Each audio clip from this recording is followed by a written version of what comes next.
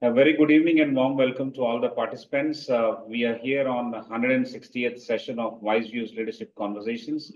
Please join me in welcoming the guest speaker, Mr. Sagar Dhara. Good evening, sir, and welcome to this conversation. Thank you very much. Very happy to have you on our screen, sir. And we are quite excited to learn about the interesting topic that you have coined. You have phrased it, humans can never win World War Zero. I think we are all ears to the stories, to the cases, the incidents, and your argument why we cannot win this World War Zero. And before that, I will give a brief introduction with your permission. Allow me to share my screen. As I mentioned, these are WiseViews leadership conversations, which we hold every Friday, and this is 160th session.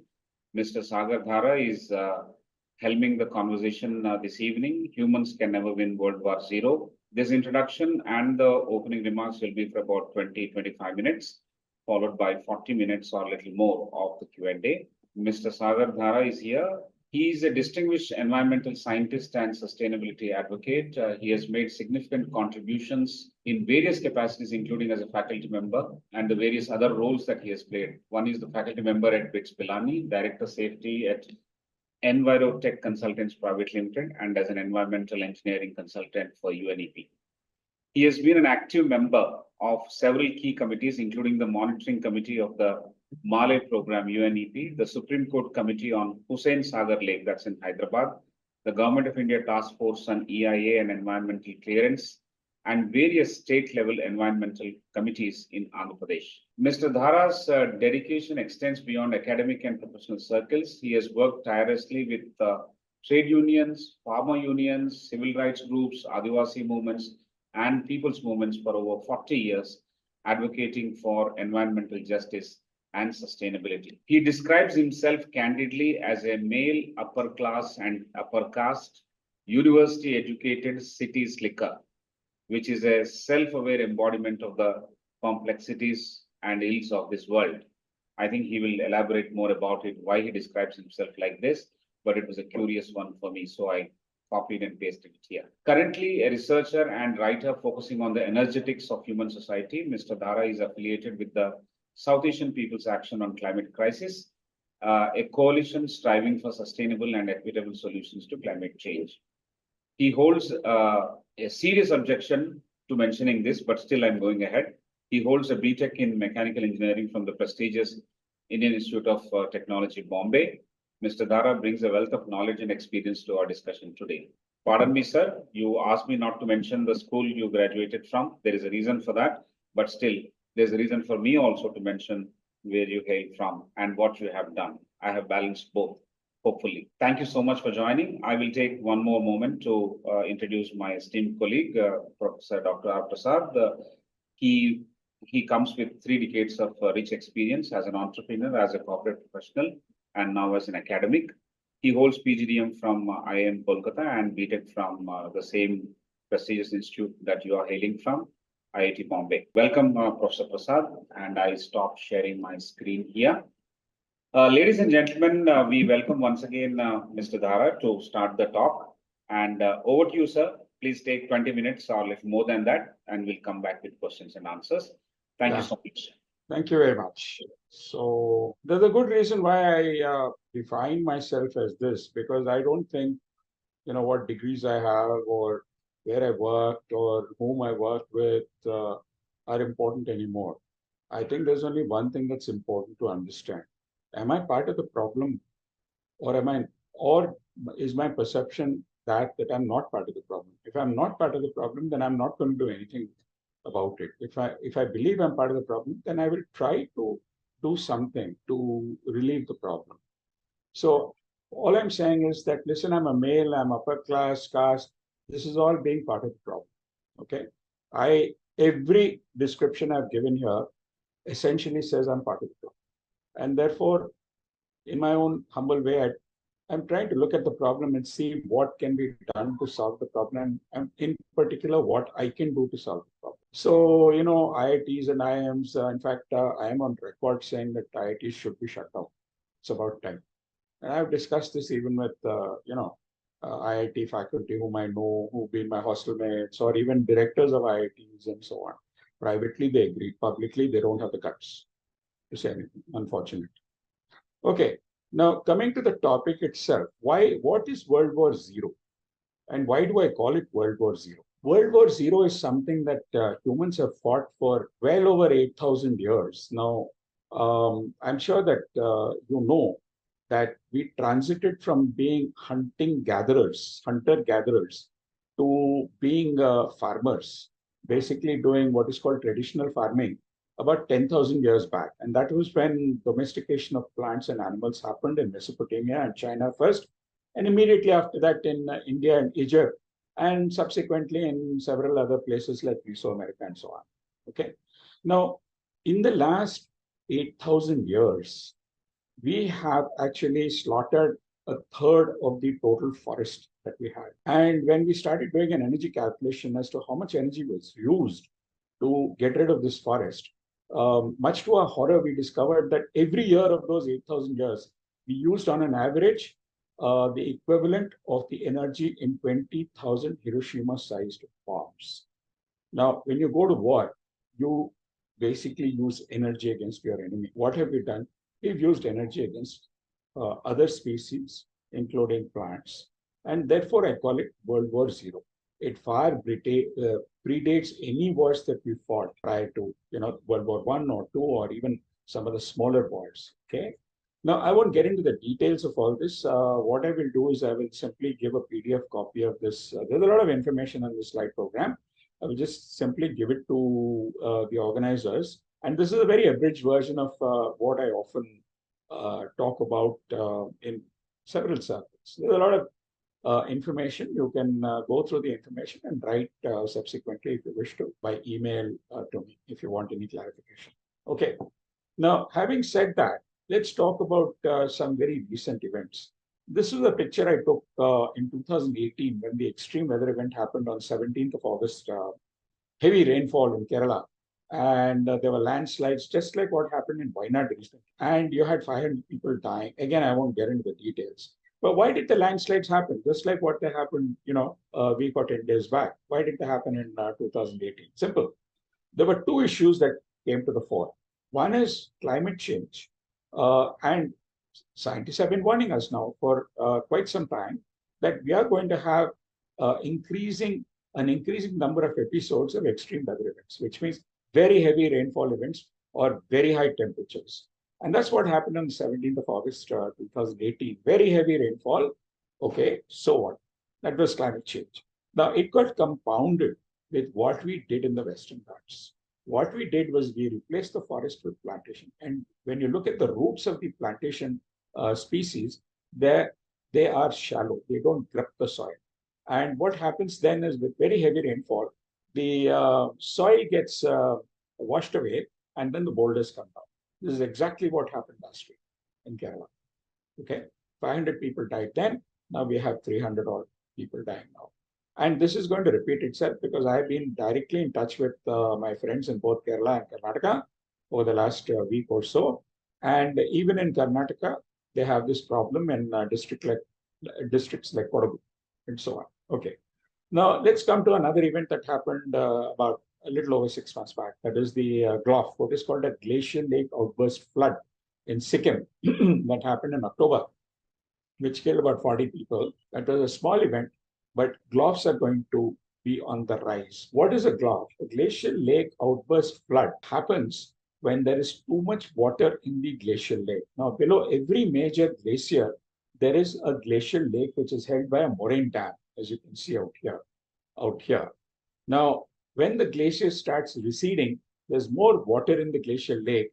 And when the water extent is so large that the dam is no longer able to hold it, there is a material failure of the dam, and literally millions of tons of water, they flow out. And what they do is they just wash out everything up to about 100 kilometers. Okay. People, villages, farms, cattle, whatever goes. And there's been an increase in the frequency over the last 3 decades of GLOF events, right? Now, I'll tell you a small story because, that's a good way to begin. I go back to this is a mythological story of how the Kaveri River originated. Okay, so there is, as you know, conflict between Karnataka and Tamil Nadu over the Kaveri River water, right?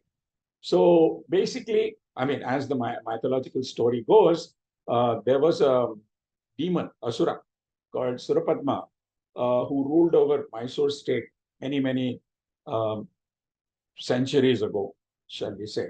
Okay, so one fine day, Indradev was passing through without a visa, and Surapadma, a very powerful Asura, got very angry. So he told Varuna, the god of water, to catch hold of Indradev and bring him to his court. Indradev just vanished. Surapadma got very angry and said, "Well, you scorched earth practice," and that's exactly what Varunadev did. And so humans and forests and animals died, and there was a lot of suffering and things like that. Just then, Agastya Muni was passing by, and he was very distressed. And they do one thing very well, which is prarthana. So he sat in tapas, and Shiva was happy. And when Shiva appeared, he asked him, "What do you want?" And Agastya Muni said, "Listen, you see the distress. Please do something about it." So Shivji gave him a kamandalam full of water and said, "Wherever you pour this water, a mighty river shall begin." And Agastya Muni kept searching like a good researcher for the best place. And one fine day, Ganesha got fed up and came in the form of a crow, and he toppled the kamandalam. And that is where Kaveri begins today. That is near Talakaveri. Okay. But what was the boon that Shiva gave? Shiva said this water is not just for humans, it is for all things living and non-living. And that is what we have forgotten. Shiva's boon. Okay. So there is something in this whole story. That is that the natural resources we have is not just for humans. Unfortunately, we have come to believe that they're only for humans and that we can destroy them whichever way, whether it be other species or whether it be nature. Okay. And I'm going to continue with that story now. Now, what have we done? I'm cutting a very long story short. It's a very fascinating story of the history of energy and energetics. Now, energetics is a little different from energy. Energetics is the subject which attempts to understand what happens to a system when energy flows through it. Okay. And I've jumped from environmental engineering into energetics because it's very fascinating, because it's a mix of science, social sciences, history, philosophy, and what have you. So I've been studying, the energetics of human society since hunting gathering stage. So when you look at that, one of the things you start understanding very quickly is that we as human beings are unique, because what we have is the ability to create the knowledge of energy conversion. And we have used that ability to increase the use of energy, because we know we have figured out how to extract that energy from nature. And as we have increased the extraction of energy, what has happened is that our knowledge of other things, our population, and the making of artifacts all have kept pace with the growth in energy extraction. And basically, they have grown at a very rapid pace in the last 300 years. Okay. So per capita energy used today in society is 50 times that of the hunter-gatherer. And the energy used today is more than 50,000 times what it was 10,000 years back. Now, that's a very major kind of a thing that's happened. So up to about 1800, population growth, energy growth, and GDP were approximately 0.1% per annum. But since we discovered fossil fuels, what has happened is that energy growth and population growth have been between 1.1 to 1.4%, and GDP has been approximately 2.4%. That is, growth has become the mantra. Now, supposing we were to project, this growth. Now, I'm using terms, don't bother about the units. It's called gigatons of oil equivalent. Now, a ton of oil equivalent is how many joules does 1 ton of oil have. Okay. Now, a gigaton is 10 raised to the power 9. Now, in 2003, that is, 20 years back, we were using approximately 10 gigatons of oil equivalent. Now, last year we used 15 tons of, oil equivalent. Now, if we were to use the same growth rate, that is, let's say 1.86% growth rate per annum, then what do we see? That is, we see that in 100 years from now, we will require something like nearly 100 GTOE. 200 years from now, we will require something like 600 ton GTOE. In 300 years, we will require something like 3,750 GTOE. And 400 years from now, we will require something like about 23,600 GTOE. That's where the whole question is, where is this going to come from? Now, all the economists or even politicians who keep saying, development is the mantra. When I gave the same lecture in a very similar lecture, not same, in a simplified form to some school children, a ninth standard child came up and said, now I know what question to ask whenever somebody says that, oh, growth, okay, where is the energy going to come from? Of course, there is a second question, how will it be distributed? So there are limits to growth. And the Club of Rome first wrote about it in 1972, and subsequently there have been many reports that the Club of Rome published. Putting it very simply, our gas and oil, conventional gas and oil, are over in less than 50 years. Coal in less than 100 years. Do we have alternatives? The answer is no. And this is exactly the subject that several of us are looking at very seriously. Nuclear, well, uranium ore is available for about 100 years. If you stretch it, 150 years. Okay. Now, unconventional oil and gas, that you get through fracking, is also limited. Okay. So what is the replacement? Is it solar? Is it wind? No, they're not. We've looked at some of these things very carefully, and I don't, in this lecture, I don't have the time to get into all the details, but solar and wind just cannot replace fossil fuels at all. Okay. Now, we can go up to a point. Beyond that, we just stop. They won't replace fossil fuels. Now, is it only energy that is exhausting out? No. There are 80 critical non-renewable minerals, which include iron, aluminium, cadmium, and chromium, and all these things. They are going to peak out within the next 40 years or 50 years or so, and start exhausting out maybe in about 80 to 100 years. Some of them are going to exhaust. So what we have basically done is we have overused nature, particularly in the last 300 years, and more so in the last 50 years. And what happens when we run out of energy? A subject of recent research, civilizations collapse. And it's happened before. The Mayan civilization, the Polynesians, even the Indus Valley civilization. There are more than half a dozen civilizations which have collapsed because of energy collapses. Now, those energy collapses were for various reasons. Again, we can get into that discussion subsequently as to why that happened. Now, that is the first tipping point in the overuse of nature. This is called the peak oil phenomenon, which means oil is going to peak out very shortly, and then oil will decline. And along with that, gas will also peak out, and production of gas will peak out and decline. And coal also will, the same thing will happen. The second tipping point, and when I talk of a tipping point, I'm basically talking of, events which can topple society, today's society. And each one of these three tipping points can topple society independently on their own. Okay. The second tipping point, which you are far more familiar with, is climate change. Okay. Now, again, the numbers are all there. What does the Paris Agreement signed in 2015 say? It says only three things. One is that we should try to keep within a 2-degree warming, preferably within a 1.5-degree warming. We are already above 1.2 at this point of time. Okay. The second is that the global emissions should halve by 2030, roughly half, and should become net zero by 2050, and that each country may make a non-binding pledge and stick to it. So what is happening today?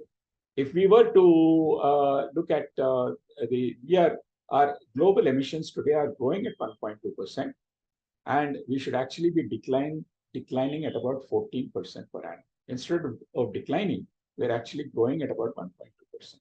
So we are not meeting the targets that we have set. Okay, and if that is the case, then the warming will not stop at 1.5, it will not stop at 2, it will probably exceed 3 degrees. And again, I will not get into it. There's a whole huge document, IPCC, the IPCC 6 document. There is going to be mayhem if it exceeds 2 degrees. And we are going to hit 1.5 very shortly. Now, the question is, who is responsible for these emissions? The global north is 16% of the global population today. It has emitted 70% of the total. It has used and emitted.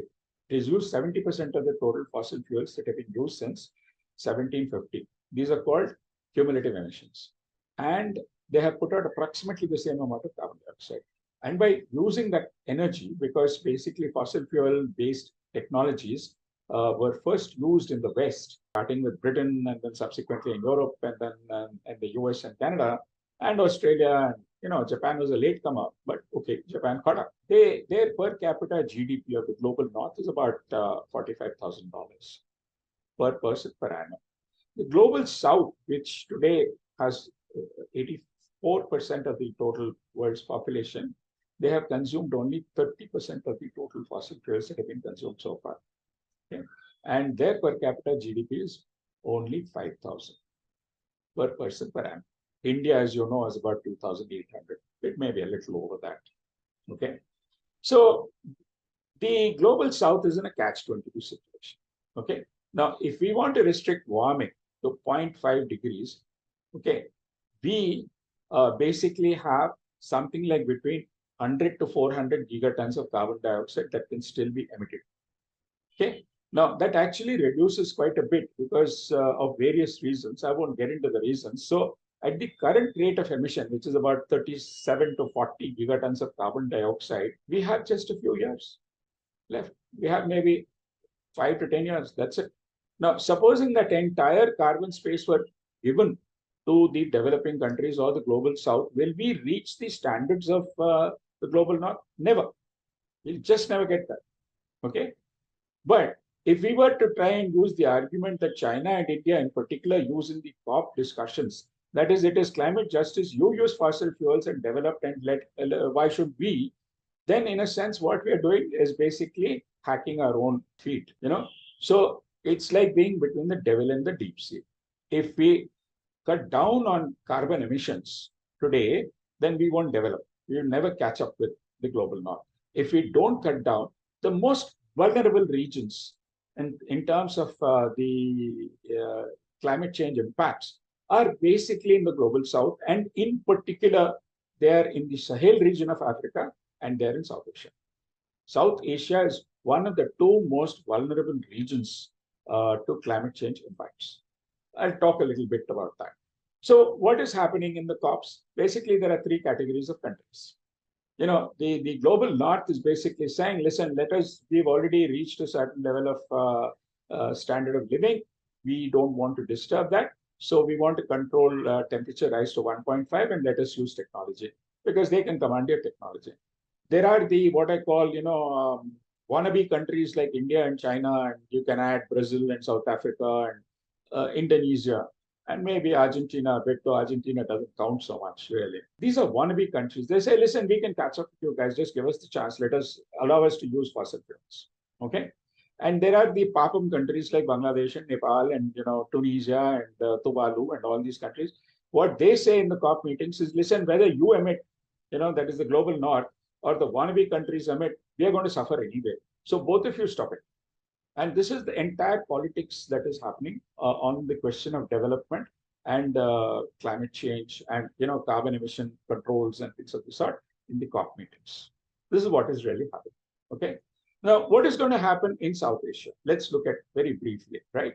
Now, one set of countries is just going under. Now, these are two sets of photographs taken. The first set was taken by a friend of mine of a school in Sundarbans in India, right? It's gone in 4 years because the sea has come up, right? Now, if you look at the Vizag coast, I've deliberately modeled the Vizag coast. If you look at, you won't be able to probably see it very clearly, but smaller cities like Eluru and Bhimavaram and so on are underwater. Okay. And if you look at it more closely, in fact, my own village is gone. I come from a village which is east of Tenali, or rather, my forefathers come from there.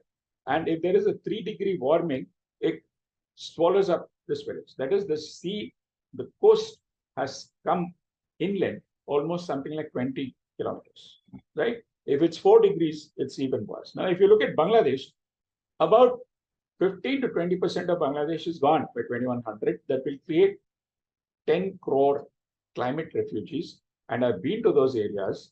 They are much poorer than the Indians, and they have only one option. They will walk into India. Now, what India does is, whether the government at that point of time is a humanitarian government or not.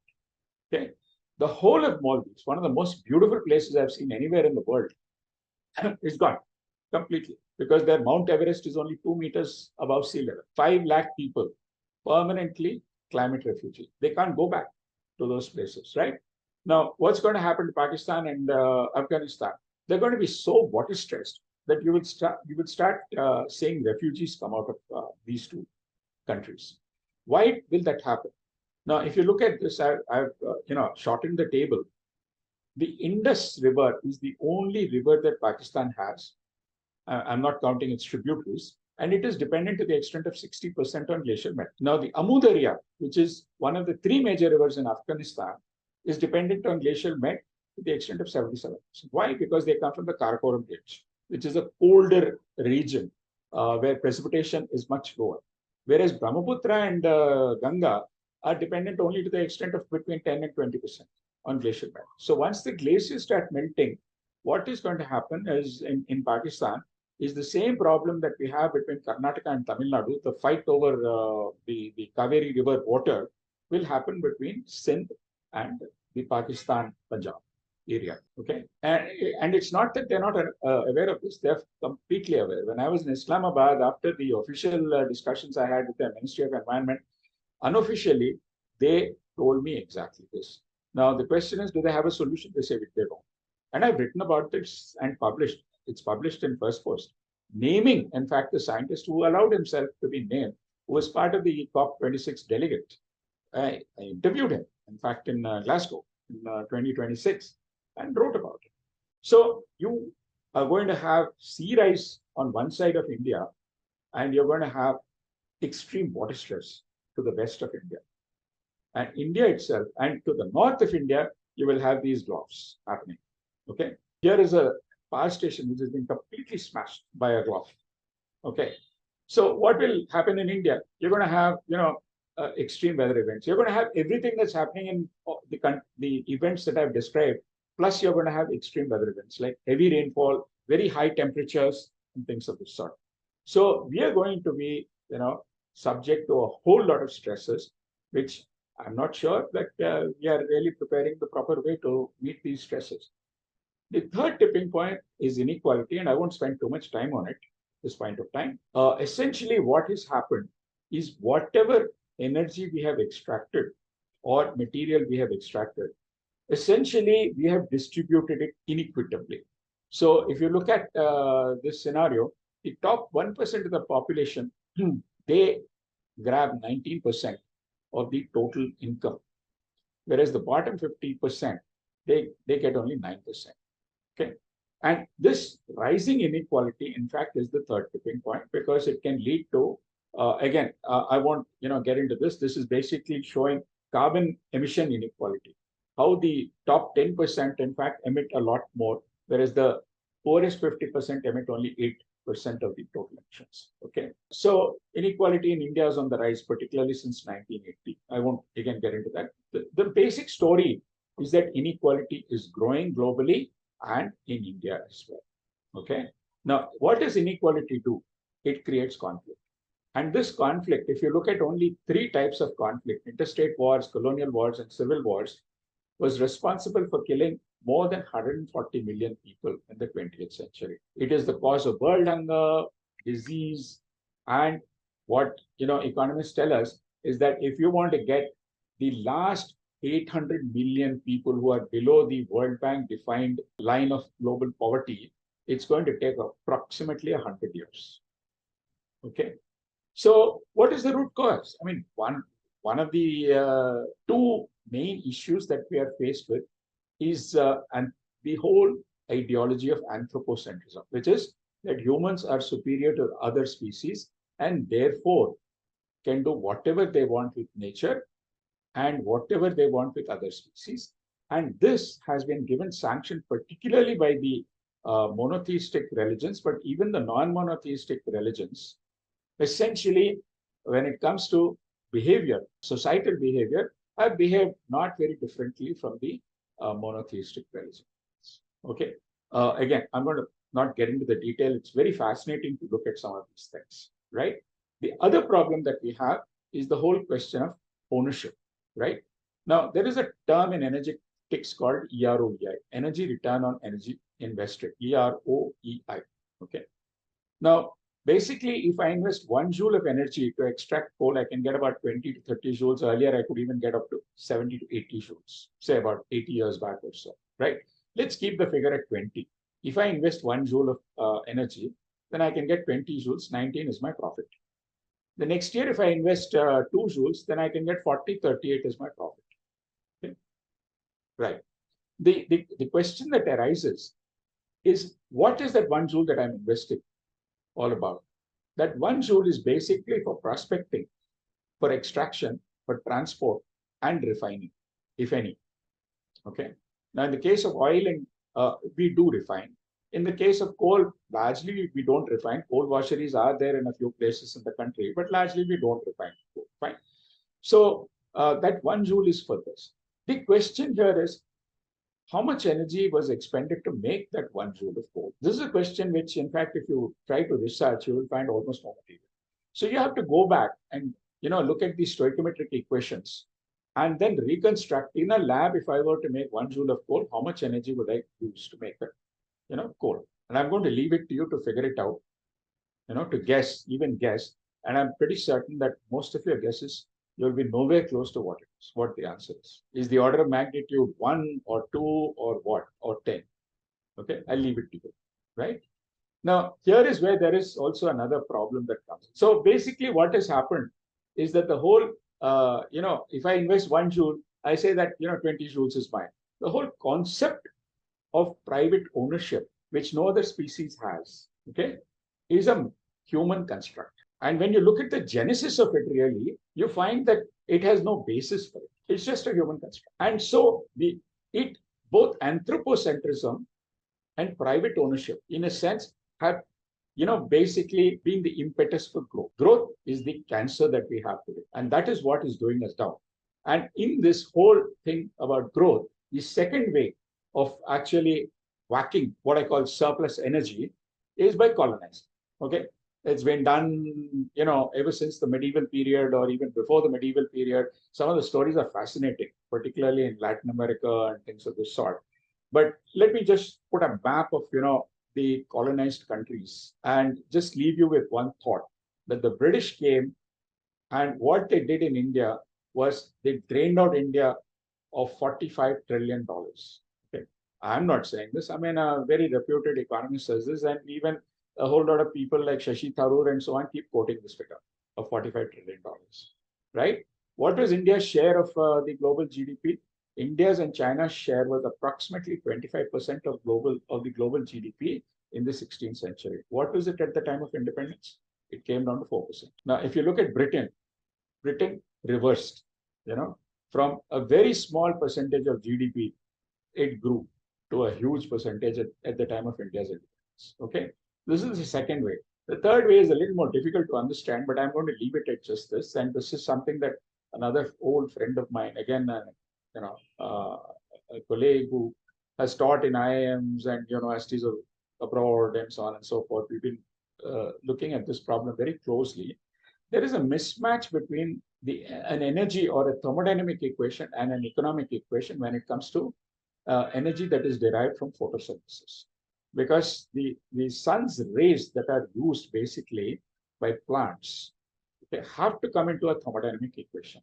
They don't come into the economic equation. And I've had opportunity to discuss with very many of my senior economic friends and colleagues, and they are unable to give me an answer except to say that it is an ubiquitous code. I say, listen, when I use energy, I have to expend energy to get energy, right? I have to expend energy to get that solar energy. how come you have, this whole point has escaped you? You don't count it.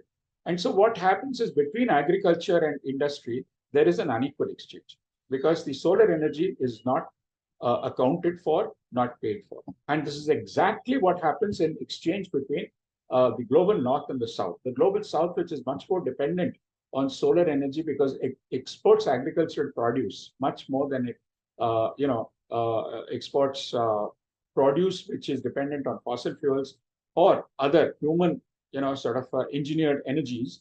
What happens is that there is an unaccounted amount, there is an unpaid amount of energy by the global north. And that is how the global north, particularly countries like United States, are able to whack surplus energy out of the global south. Okay, these are the three ways in which inequality is maintained. So what is it that we need to do? I'm going to very quickly conclude.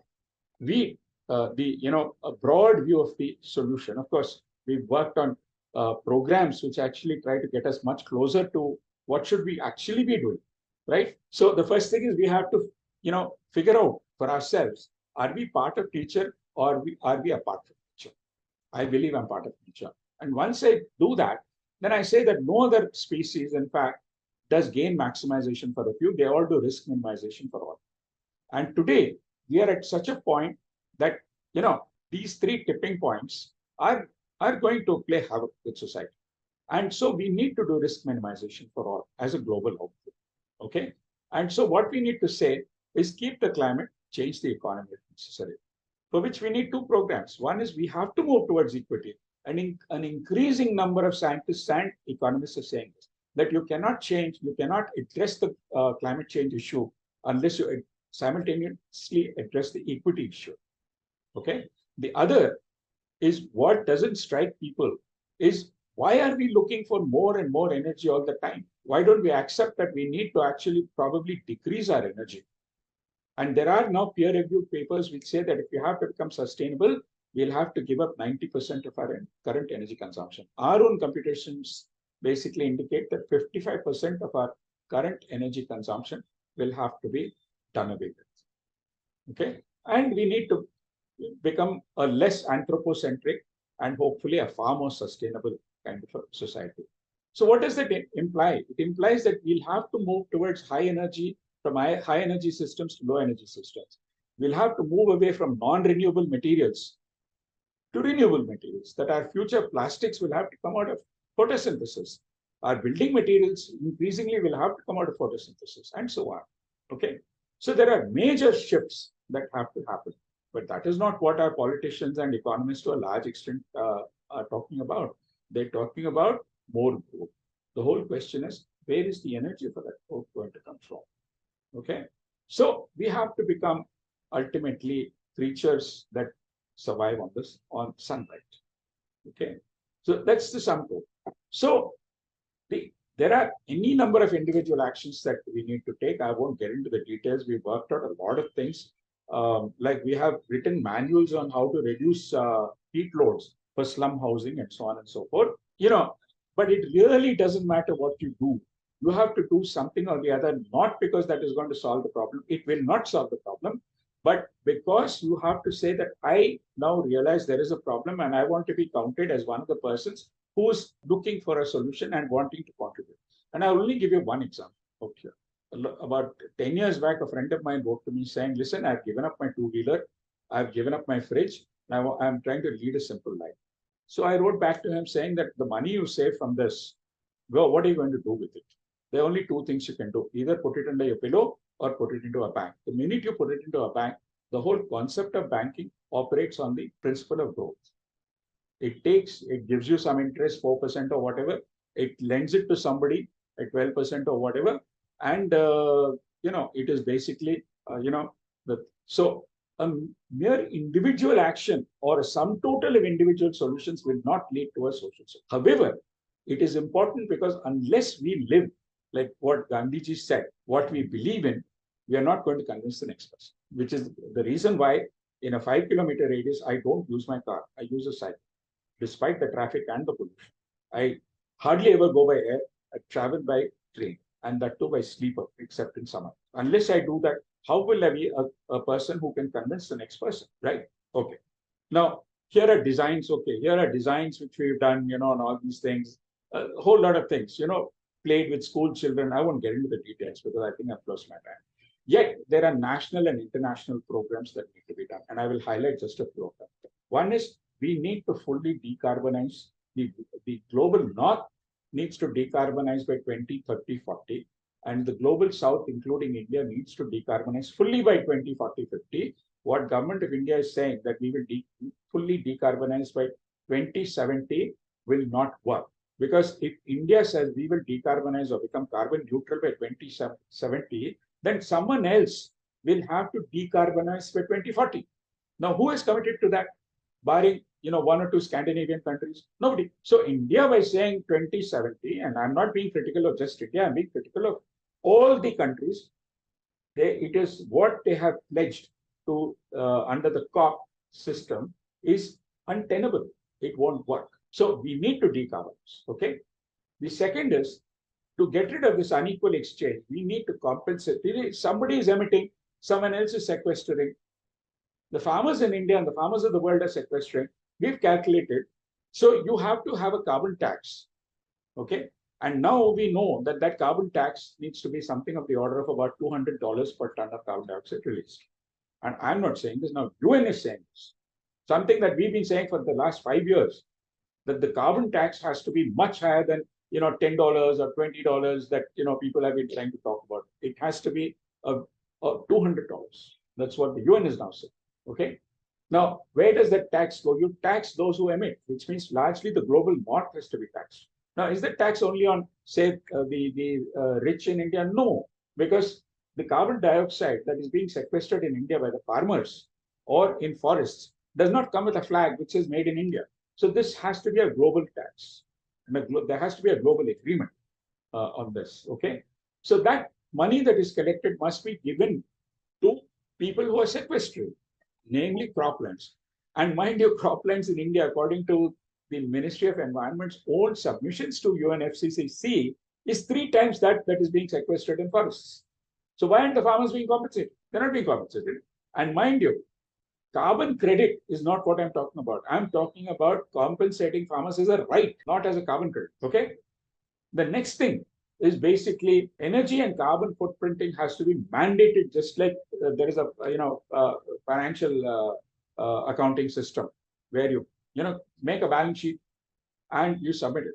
Fine. It has to be audited, and it has to be mandated that you reduce your carbon and your energy in use by 5% annually. Even that is not enough. Okay. And this includes government agencies, NGOs, commerce, industry, and so on. Right? It has to be done. Otherwise, it's a question of do or die. And you create jobs. Manrega is there. You can create green jobs using Manrega. Why not? And I very firmly believe, and an increasing number of scientists that I talk to and economists that I talk to, not just in India, but outside, believe that there are only 2 roads. Either we make a choice today to make drastic changes in the way we live and the way we work, or we are on the road to becoming another society like the Mayan society or the Polynesian society. Okay. So having said this, how will it be done? It can't be done except through, the people of the world coming together and forming a rainbow coalition. It cannot be done by one single country at all. At all. I'm convinced about it. Because the biogeochemical cycles are not cycles which, rotate or circulate in one country. They are global cycles. Now, unless the countries cooperate, this is not going to happen. And the countries are not cooperating today. So I leave you with, 1 or 2 issues out here. If you look at the last century, there have been 4 great movements which have changed the world. Those movements are basically the anti-colonial movement. Prolonged 100-year movement. You know what happened, how India got its independence. It took 100 years almost to get its independence, right? Okay. So after World War II, by 1960 or thereabouts, 1965, most of the colonies, in fact, were given independence, almost all. Okay. There's almost nothing left today. The second is the anti-capitalist movement that happened, which failed. That was a global movement. The third was the civil rights movement, which largely happened in South Africa and the United States, and a little bit in Europe. And the last is the gender equality movement, which is happening globally. And I include the LGBTQ movement out there. Now, none of these movements were done by governments. They were done by people. So large social changes are never done by government. They are done by people. Now, if you go back into history and look at what happened even 2000 years back or 1000 years back, large social changes have been done by people. And that is why I talk about a rainbow coalition. Okay, that we now need to push our governments to do the kind of things we say we want them to do. So these epochal changes can only be done by people. They have been done only by people in the past. And I mean, you have an example that just has happened in Bangladesh. Again, I won't get into the details, but that is the people's for good or bad. Okay, and okay, I won't get into comments, but definitely there were streaks that did come up that increasingly the Bangladesh government was becoming more and more dictatorial, right? So that is what we require to do. We need a people's coalition right across the world, and these problems cannot be solved at all at the national level. At the national level, we can only help solve the problem by linking hands. So with this, I'm going to end what I had to say, and I would welcome comments, criticisms, counterpoints, what have you, so that we can have a good, healthy discussion. Thank you very much. Thank you, sir. Thank you very much. Can we have the screen sharing? Yeah. Thank you, sir. This gives us a larger space to actually look at one another, and the audience will look at you. There are two important takeaways from this presentation that you've made. One, it is a compelling narrative based on facts, based on projections, that we will not make it in the world war zero that's currently being talked about. At the same time, it is tellingly very, very ominous. I mean, it can be shaky for the people who have actually understood it thoroughly. Either of, I mean, the first one leading to the second one, and the second one leading to a solution that we have talked about, that is also not very confident. There are many ifs in that. And therefore, even the solutions proposed require huge, in your own words, radical changes and people's coalition to come forward and get this done. I think at the end of this session, at the end of this talk, we are left with one realization, that we have missed the bus. Very, very regretful, dangerously regretful, but looks like we missed the bus. I'll leave it there, and we don't have much time. Therefore, I want to conserve all the time for Q&A now. I'll request you to spare a little more time than we have factored in, sir, so that the clarifications may come in. And I think we have a set of questions already that we have landscaped. We'll go with cluster number one. Professor Prasad will start that. I'll come back for the second cluster with one or two questions, and also request the audience to raise their hands in case they want to talk to you directly. I request Professor Prasad to come in. Thank you, Professor Sudhakar. So, Sagar, I'll start with the question. I think it's very evident that the message has not gone through. I mean, though there is logic, there are facts. From a common point of view, from those in power point of view, the message hasn't gone through. So, how do we make this work? What are the one can wait for a movement from people, but what are the steps which one can do in the interim to at least get this feeling that we are doing something about it? Yeah, like I said, at the individual level, you can do everything and anything that tries to move towards equity and sustainability. Rainwater harvesting, organic farming, what have you? There's so many things that people are doing all over. There's so many of my friends who are doing organic farming. I have a small farm. I try to do organic farming on it. Peddling, or cycling all over the place to the extent possible. Going by train, because if you look at it, the per passenger kilometer emission of a train in India, that is, it's 0.015 or 0.02 kilograms of carbon dioxide per passenger kilometer. Now compare that with a car, which is 0.2. Compare that with a plane, which is 0.1. So Will these individual efforts change things? No, they won't. So there has to be a national and an international effort. So at the national effort, I try to define 2 or 3, just as an example, in fact. Okay. There are many more programs that we've listed in SAPAC that need to be done.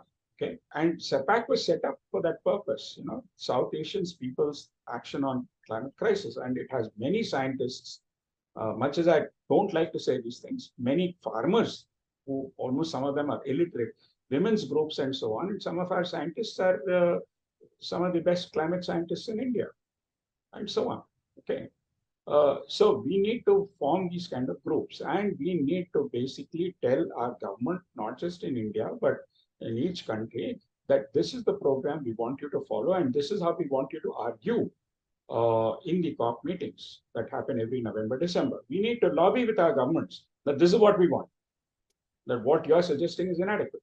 Is the lobbying working? It's beginning to happen. I mean, right now, on the whole question of Wayanad, what happened in Wayanad, we're actively thinking. Just yesterday, I had a long conversation after a series of conversations with some of my friends in Kerala and Karnataka, saying, explore the possibility of filing a public interest litigation to make government responsible for its negligence, because the Madhav Gadgil report already pointed this out. I was the principal investigator of 2 massive reports in 2002 and 2006 on asking Government of India to declare 23,000 square kilometers as ecologically sensitive in the Western Ghats. There is in the Wayanad region the Hume report, which was recently published, which says, landslides can happen here. This is what government needs to do, right? So we need to tell our governments that, listen, this is what we want you to do. It's beginning to work. In Karnataka, the environmental groups came together last December, and formed something called Parisara Kaggi Nav. Approximately 800 to 1,000 people now have come together and formed a platform, informal platform, saying working in silos is no longer a good thing to do. We need to, get together and work together. They're working on local issues. They're now working on, this thing. And basically, both in Karnataka and Kerala, what we are suggesting is, besides the public interest litigations, set up people's scientific committees. Now, there are eminent scientists who are willing to come onto such committees and participate. It's already happening in Britain and in the US and so on. The scientists are coming forward and saying, arrest us. Thank you. I think these points raise more questions, but to paucity of time, I'll quickly move to the next point. You did mention SAPAC, and you have been in action for, I think, 2019 onwards. Now, if you look at what works and what does not work so much because of the crisis, that which works needs to work that much. So if you look at these programs that you're referring to in the earlier part of the response, how do you look at it with respect to those programs and the kind of audiences which are there?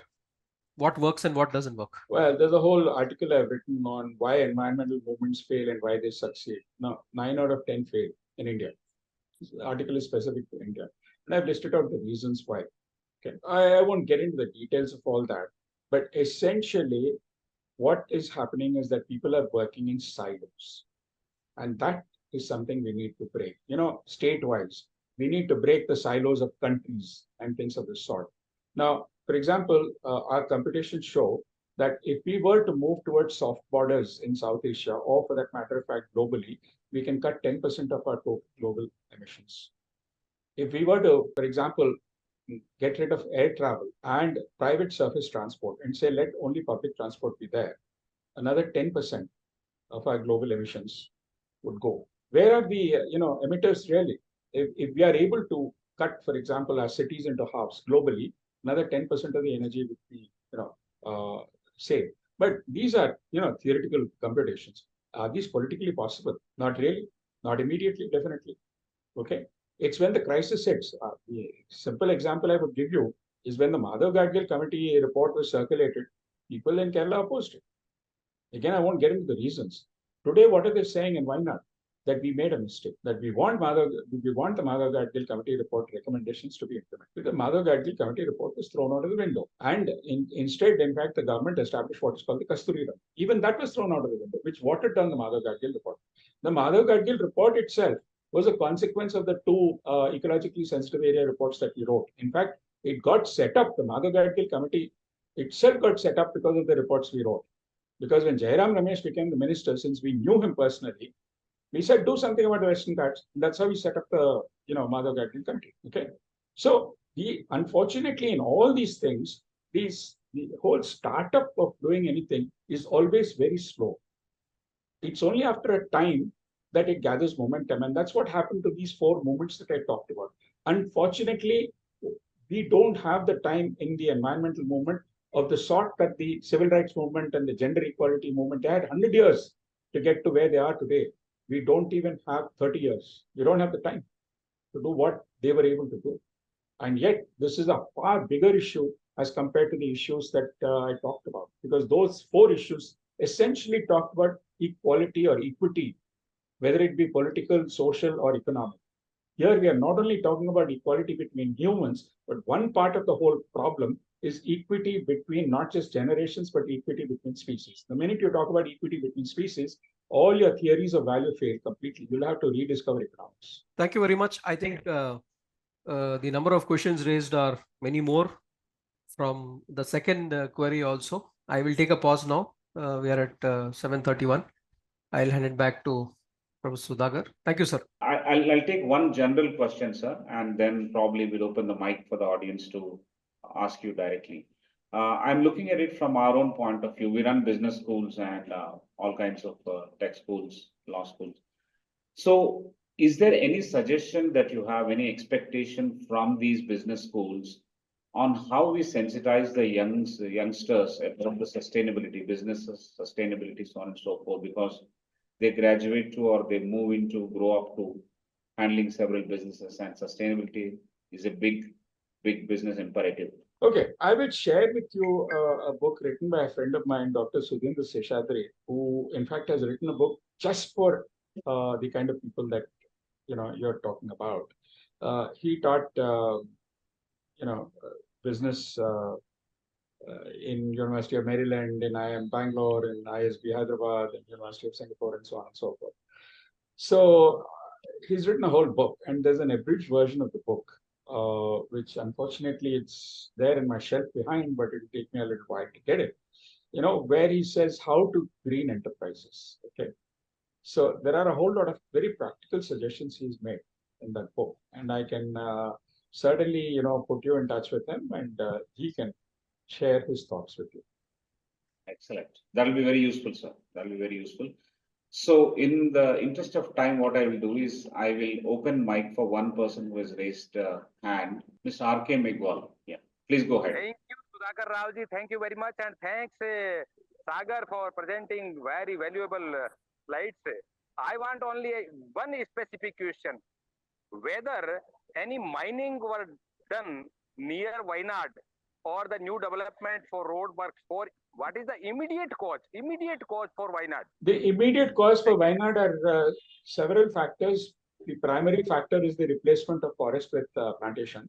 But yes, there are quarries, not mines, but there are quarries. There has been an increasing amount of road building and the use of JCBs, bulldozers. All these together have played a role, along with the fact that there was a very heavy rainfall event. So the very heavy rainfall loosened the soil, the boulders came down. So you have a combination of climate change and local interference with the natural systems that caused this disaster. Thank you, Sagar. Thank you very much. Thank you. Thank you, sir. I'll now request Mr. Mandar Naik. In the meantime, what we can, go ahead. Yes, sir. Sagar sir, very elaborative. I am walking on your path only. Day before yesterday only, I posted on LinkedIn same thing regarding Western Ghats. It was one scientist has narrated story of Western Ghats escalations. He has also referred Madhav Gadgil's Samiti's report and all these things. There I already told that it is a nature. It will not overpower, let humankind overpower the nature. So we are forgetting that we have, it will be some time, there will be a Noah's Ark on which we have to board. So it has to come because everything has got its own rotation. If we go back and back and back in the histories, every after 150 billion years, after every 150 billion years, the nature changes and the same situation comes. It is the history. Whatever I have heard from ecology is like that only. So what is the situation today we are feeling? We are not prepared for it. So what is sustainability is in that key we should sustain in this type of nature also. So we have to make ourselves capable of that. This is my views on that. Okay, Thank you, sir. thank you, sir. Mr. Sanjay Gadale. Thank you, Sudhakar, and thank you, Sagar Dhara, for having taken out time for this lovely session. Unfortunately, I was stuck somewhere else, so I was just able to see the last part of your talk. But the Wayanad challenge that is facing us is obviously there. Sagar, could you share a bit more on what could we as Indian citizens actually contribute towards maybe allaying this World War Zero that you are talking about? And why did you specifically choose the number zero to define this World War Zero that is actually befalling us? I'll start with the second. The global north chose the number 1 and number 2, and people now talk about World War III, possibly, whatever that be, and the alignments in World War III. So what I have been saying is that the use of energy in massive doses is one of the hallmarks of any war, okay, particularly a world war. Okay, so where did we actually use that massive dose of energy against whom? Basically against nature. And so since already 1 and 2 have been usurped and 3, people are already talking about it, has to become World War Zero. Simple. The war that we fought against nature is World War Zero. And we fought it for something like 8,000 years. So it's going to come back to us with all its power now, World War Zero. You see, when you look at the energetics of the Earth system, the energy flows are so large that you have no hope.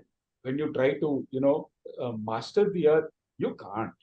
Look at the amount of energy, for example, in earthquakes or tornadoes or cyclones. I went to Sama just after the cyclone hit. This is in 1999. And when we did a back calculation of what kind of energy release that was done there, we found that it was 3 times the total generation capacity of Odisha power plants. 3 storm surges, each 150 kilometers in length and 10 meters in height. And when I went, I could still smell the stench of burning bodies. 50,000 people dead, despite the fact that, and I have the images with me, the ISRO images warned them for 4 days before. It saw that cyclone coming all the way from the Thailand coast to the Indian coast, warned them. And we played the fiddle. Just like in the tsunami, 2004 tsunami, it hit the Andamans. The Air Force station warned Delhi. India had 2.5 hours to evacuate the fishermen off the coast of Tamil Nadu and Andhra. They didn't. And the evacuation only had to be 0.5 kilometer to 1 kilometer.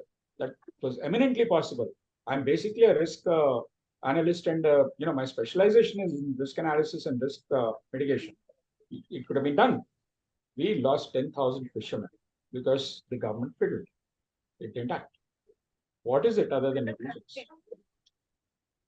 Case after case, Bhopal, all these cases are negligence because we don't give risk minimization importance at all. We give gain maximization for few importance. So does it indicate then, Sagar, that World War Zero might involve decimation of the so-called 90% of the development that this world has seen? Well, that's what some scientists in fact say, that we need to give up 90% of our energy use if we have to become sustainable. The fact is, ever since Gro Brundtland talked about, sustainability. We don't have a measure. And that's one of the things we have been trying to suggest, that we need what is called a sustainability index, and we need to quantify. So Gro Brundtland came up with a beautiful definition of what is sustainability, but when you don't quantify it, in fact, what has happened is in the last 30 years, we've become increasingly unsustainable. We need to quantify. And there are three questions we need to ask and answer. How much energy can we use? Take from nature, that is, okay? The second is, where is our future energy going to come from? And the third is, how do we distribute it? These are three very critical questions. Are they being asked or answered by either the IITs or the B schools? I don't think so. You go to any website of any one of the IITs, 90 to 95% of all the work they show is all about fossil fuels. Fossil fuels is gone, going on. gone. It's a dinosaur. Why are they working in fossil fuels? This is exactly the question I asked one of the directors of one of the IITs. By saying, make your campus carbon neutral, and we'll help you do it. You can become an example. He looked here and there and all over the place and said nothing. What does it tell you? IITs are doing nothing about it. So shut them down. Thank you, Sagar. Thank you, Professor Sudhakar. Sir, correct me if I'm wrong. I think I read somewhere that World War Zero is a climate action initiative launched by John Kerry, the former US Secretary of State.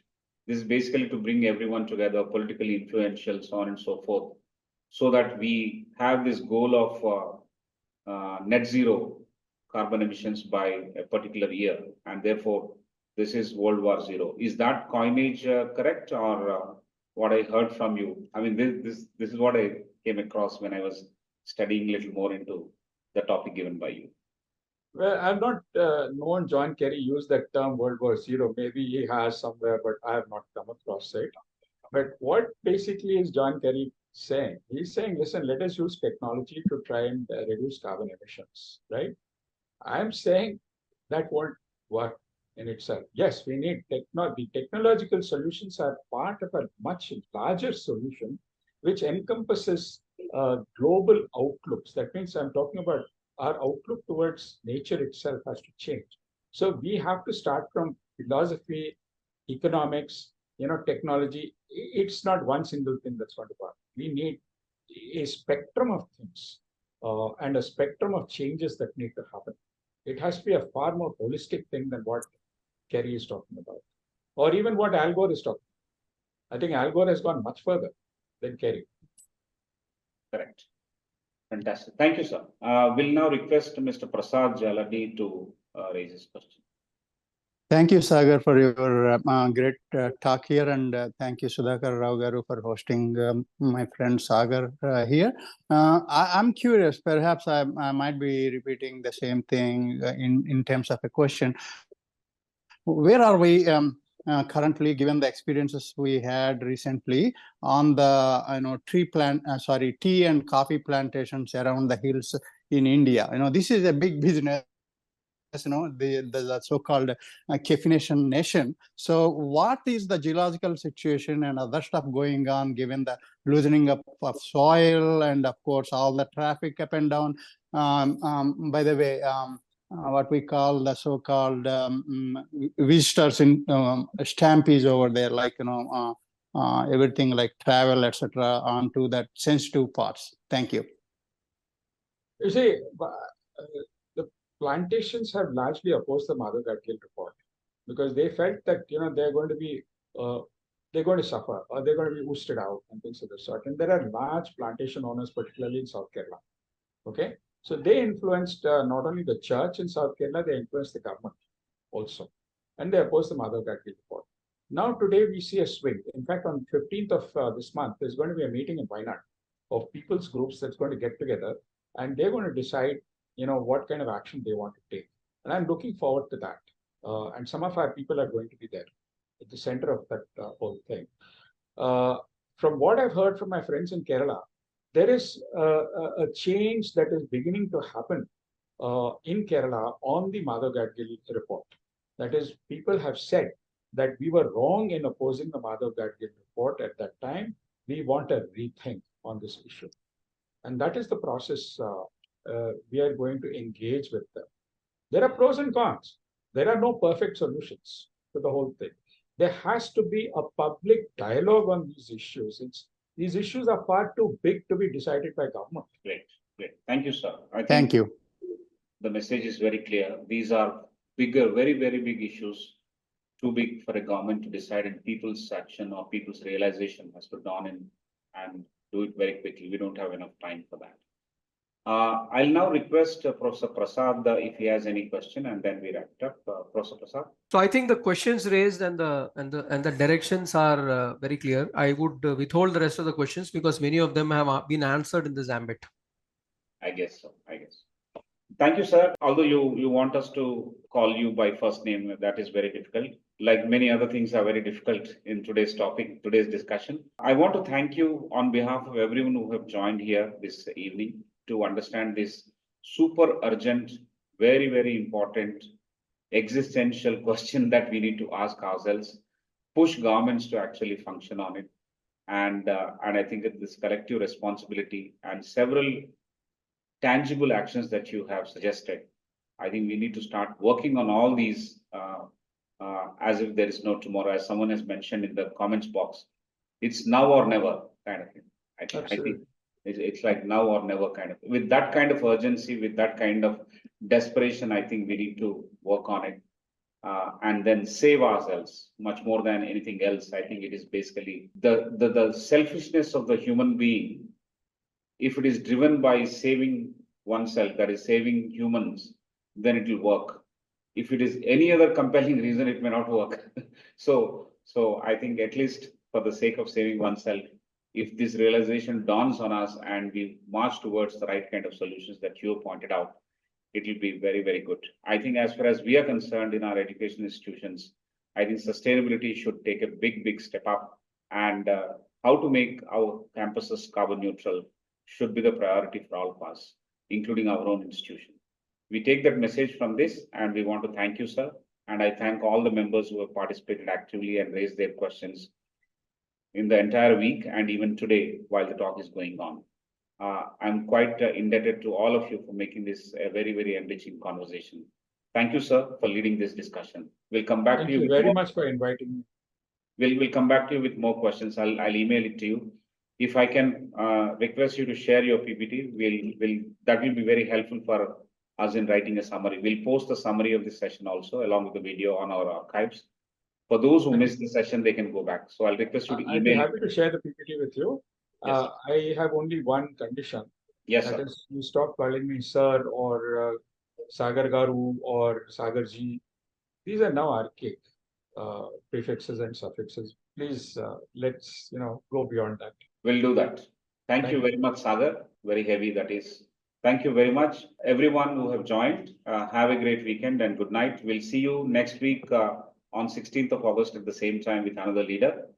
Keep reading more about Sagar Dhara. At the moment you Google, you'll get lots of papers published. Those documents are very interesting. I read those things. And in addition to that, some compelling numbers in the PPT that we have, we'll post it on our archives also. Keep reading all that and come back next week on 16th of August. Have a great Independence Day in between. I hope we all join the celebrations in your respective offices and organizations and institutions. If I make a small comment, on the 15th of August, I will be in Ramagundam because some people have invited me there. I've worked a lot on power plants in the past and its power plant impacts, NTPC and so on. I've been a consultant too. So there is a massive expansion of coal-based power capacity. Why, I don't know, because there are much cheaper options today, and the local people have called me to address them as well as discuss with them as to how to get past some of the environmental problems out there. So this is one of the ways of work on local issues and link them to global issues. Yeah. Great. Thank you. Great point. Thank you, sir. Thank you very much. I want to say bye to all of you, and we'll see you next week. Good night.